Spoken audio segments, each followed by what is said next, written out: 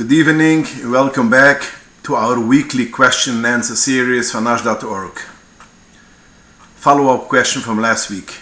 There was a question about using a set of china dishes once without toiling. If the question is specific to China, I'm pretty sure that China altogether does not need to be toiled. But the truth is that it's not partial what you just said, and China needs to be toiled. Now, although China goes into the gather of klei, but since it's covered also with a glass finishing, so therefore it's mechiv b'tefila midrabona like glass kli zchichis. This is how the Shach holds b'shem the Isvet and the Prechudash, that a klei which is covered with zchichis you should toivel, but you should not toivel with a bracha because the Pretoyer holds that it doesn't need tefillah. So whenever you have machloikus, if you need tefillah or not, you don't toivel with a bracha. Question: I am a lefty, and my question is, when I hold the Sefer Torah, do I need to hold it on my right side like all other people, or on my left side, which is basically in halacha that's considered my right side? The same question will also go when it comes to tachton by mincha. Shachris, I always fall on my left hand because on the right hand I have my tefillin. You don't fall tachton on the hand which you have tefillin. But by mincha, which I don't have tefillin, do I fall on my left hand, which is basically the right hand of mine, or do I fall on the left hand of all other people? Although by me, the left hand is the right hand is the left. Do I follow all other people, or do I go according to myself? And the answer to this question is like this. In Shechanor Sima Kif Lamadal Sif Beis, the Remu says that you have to hold the Torah on the right side. And the reason brings down the Darke Moshe B'Shem Hamaril, in the name of the Maril, because there's a passage which says, Yemin Tchapkeini. The Rabboni Shloilem takes us around and hugs us with his right hand. The Pri Megudam in Sifkut Nehei adds on another time, another reason, because the Torah was given from the right hand of the Rabboni Shloilem. So we are holding the Sefer Torah on the right hand to be maramas, and the Rabboni Shloilem gave the Torah to us on the right hand, and also the Rabboni Shloilem hugs us with his right hand. So according to these reasons, also a person which is a lefty, and his left hand is considered by him his right hand, his strong hand, he should still carry the Sefer Torah on his right side. Although by him the right side is considered left, but since by all the people the right side is right side, and by the Rabboni Shloilem it's considered like all other people, so therefore you should hold the Sefer Torah on the right side. And this is how the Mishnah Berurah writes in Hilchah Shabbos Sima Reish Pai Bais Sifkun Aleph, that when a person gets the Sefer Torah or takes the Sefer Torah and gives for someone else the Sefer Torah, it should always be on the right side. And he adds on, even a person which is a lefty should not change and should do like all other people. And in Sharatzi and Sifkut Beis he says, what's the reason? Because the Torah was given on the right side, because the Torah says in Parshas Azine Miyamino Eish Das Lumoy. So therefore, even a lefty should hold it on the right side. Now the question regarding Tachnen, Nefilas Apayim. The Alter Rebbe writes in Shechanorach, Sima Kif Lamed Aleph Sif Aleph, that there are some Mekoimas which the minig is to fall Tachnen on the left side. Why? Because when a person davens, the Shechina is on his right side. Like it says, Hashem tzilchu al yad yiminechu. So therefore, when a person falls on his right side, his back is going to be towards the Shechina. And it doesn't pass that your back should be towards the Shekhinah. If you fall on the left side, your face is against the Shekhinah. So therefore, you should fall on the left side, the left hand side. He brings also down a Yesh Omrim, other poskim which say you should fall on the right side, because another reason, and it finishes the minig in our Medinas. That means our minig is that you fall, in the morning you fall on the right hand, because on the left hand you have tefillin, and it's not covered the tefillin that you should fall on the hands which has the tefillin, so you fall on the right side, on the right hand. But when it comes to mincha, you don't have tefillin, you should fall tachlan on the left hand. So the Alter Rebbe brings down two shittas how you should fall tachlan, and he finishes the ikir, the minig oilam is that you fall on the left side because the Shekhinah is on the right side, and it doesn't pass that you should be your back to the Shekhinah. So therefore, since the Shekhinah is on your right side by all the people, even by a lefty, so a left person should fall by mincha on his left hand. And in the morning, he will fall on his left hand in any case, because he puts on tefillin on the right hand. So he has to make tachon on the left hand. But by mincha, although by a regular person, he changes the position mincha from shachris, but the lefty should fall tachon by shachris and by mincha and the left side. Also the by the Moshe, the Chivas by the Moshe, Chalik Baisim and Gimel Oschez writes that whenever we have reasons, which is Kabbalah reasons, the Tam is Api Kabbalah, any mitzvah or any reason which the Api Kabbalah has to be on the right side, also a lefty should put it on the right side. Because Kabbalah in Yunam, you always go according to all other people. Question. I made a big dough and I divided it in small chalas, and I forgot to take challah. What do I do now? The answer is, if it's in chitz la'oretz, then you are mafresh from one of the small chalas all other chalas. That means you take from one dough a piece of challah, and you have in mind everything should be a part of this dough, although it doesn't touch. Now the Alter Rebbe writes in Pesach Simatuf Zayin Sifid Bais that although me'ikar adin you don't need to make that all of them should be min amikif if it's in chitz la'oretz, if it's not Netz Yisrael, so you don't have to connect it together. The Alter Rebbe writes midas chasidus is that you should connect it, that you should put it or in one bowl or cover it with a blanket. It should be, so to speak, one big dough. But mitzad halucha, mikir adin, you don't have to do it. It's only midas chasidus. But that's only chitz la'oretz. In Netz Yisrael, you have to connect it. So, to answer your question, if you are Netz Yisrael, you have to connect all the doughs and then take a piece from one of the dough. And if it's chitz la'oretz, mikir adin, you don't have to do it. But midas chasidus is that you should connect it or cover it or put it in one basket, and then you should be mafresh a tiny piece for challah. Question. On Yom Tov, when the Kahanim go to Dichen, if there are no Levium, then someone who is a Bechor should wash the Kahanim's hands.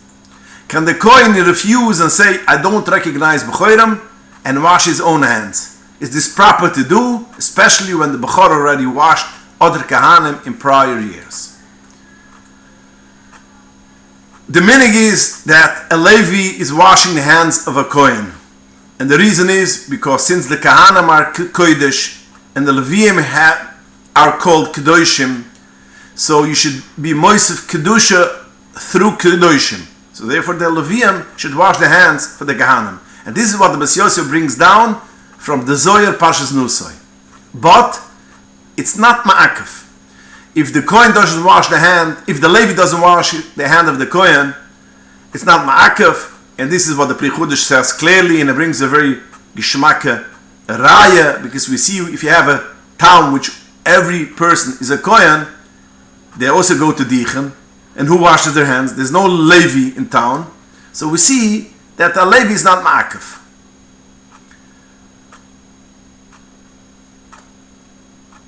But still, leketchila, the Levium should not get away from this job, and they should go and wash the hands of the Kahanim.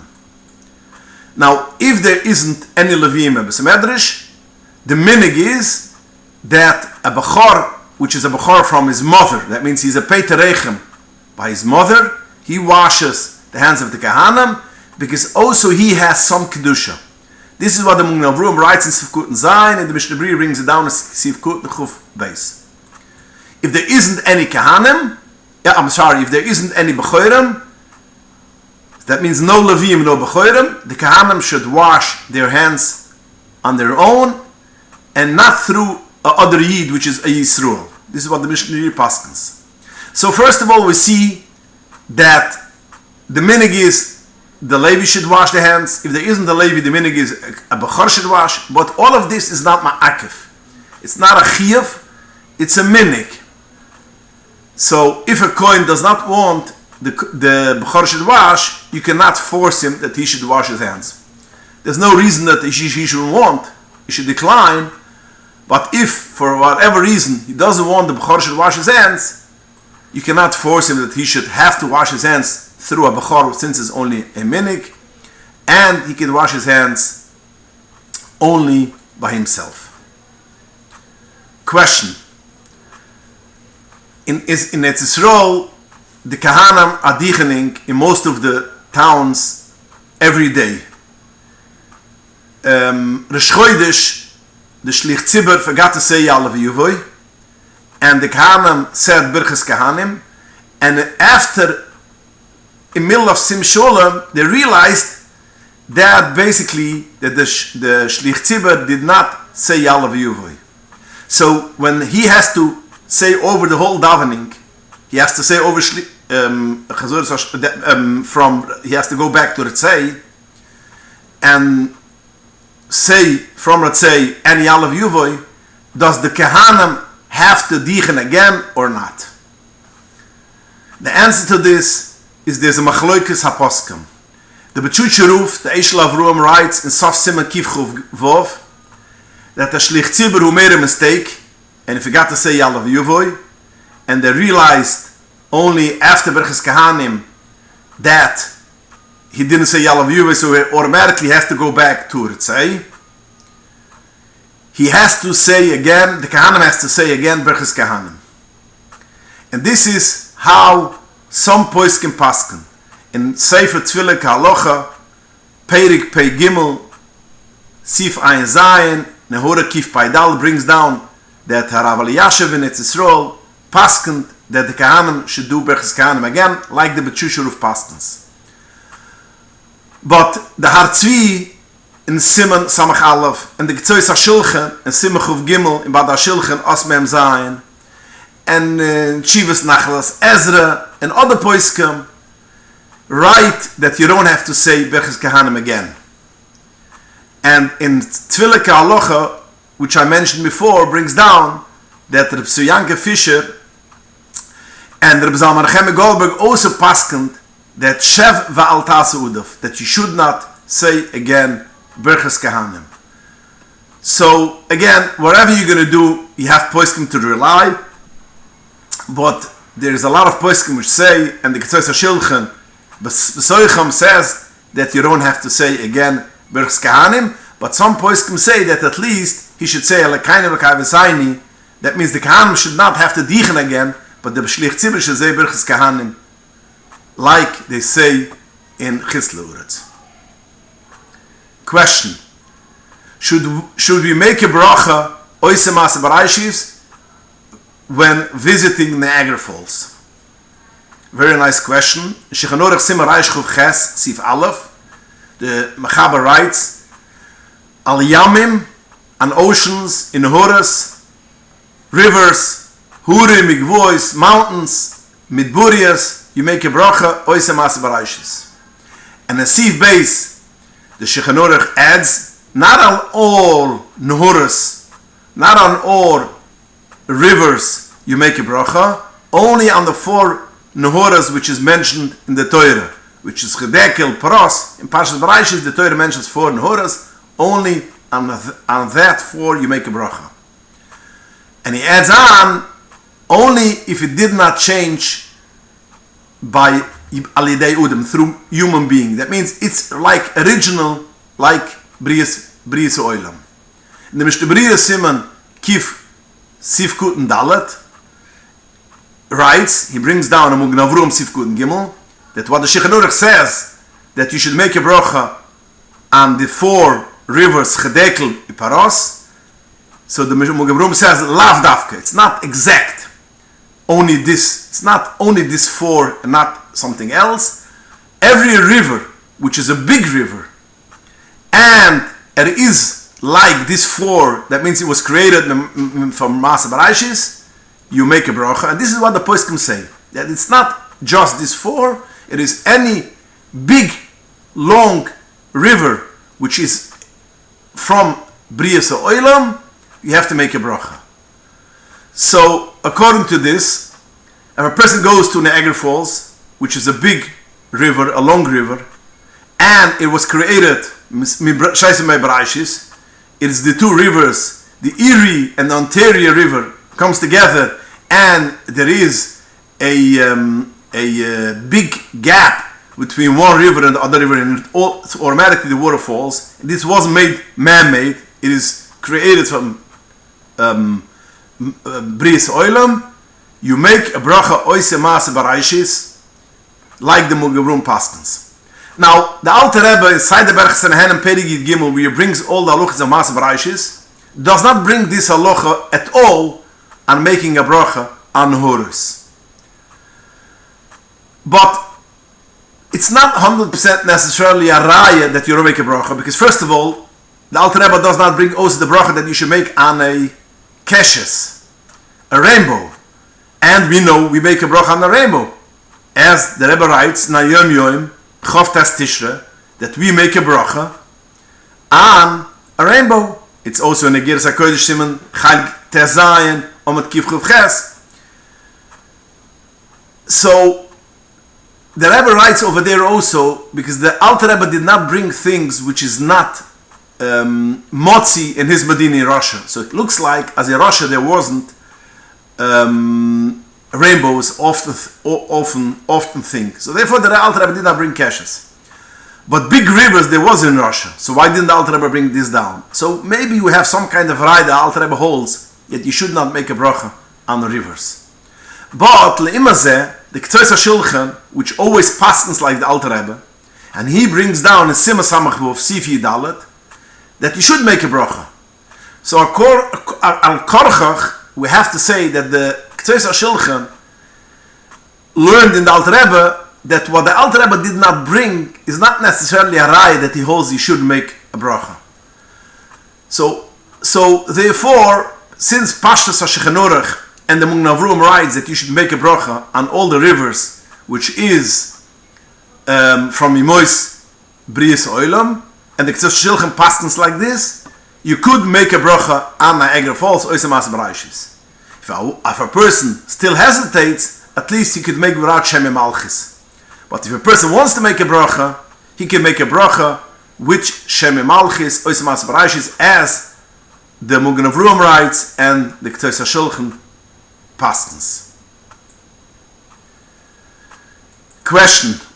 Sometimes I find dark pieces of chicken legs. They are dark pink, almost purple in coloring. Is it okay to use chicken's legs when the leg is broken but not discolored?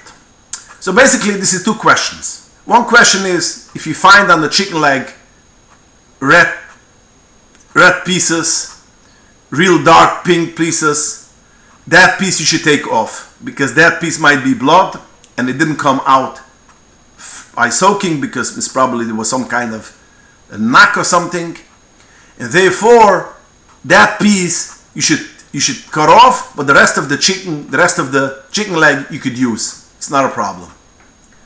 Regarding the second question, if you find a chicken leg which is broken, but you don't see any simonum of blood, so I mentioned already once that you should open and cut all up the meat until you could see the bone. If you look at the bone and it's a cut, which is a nice cut, a nice break, there's no dried blood over there, and it's a broken, nice, clean, broken bone, then it is not a problem and it's kosher. Because usually, and most of the time when you have a broken bone, it comes from the machine who takes off the feathers. So that machine breaks sometimes the bone. So it happens after the chicken was already shechted, so there's no problem. But if you open up the meat and you look at the bone and you see it's over there dried blood, that's a sign it happened when it was still alive, and you should not use that chicken bottom. Okay, thank you for joining us, and please join us again next week, and send in your questions at inbox@anash.org. Good night and have a wonderful week.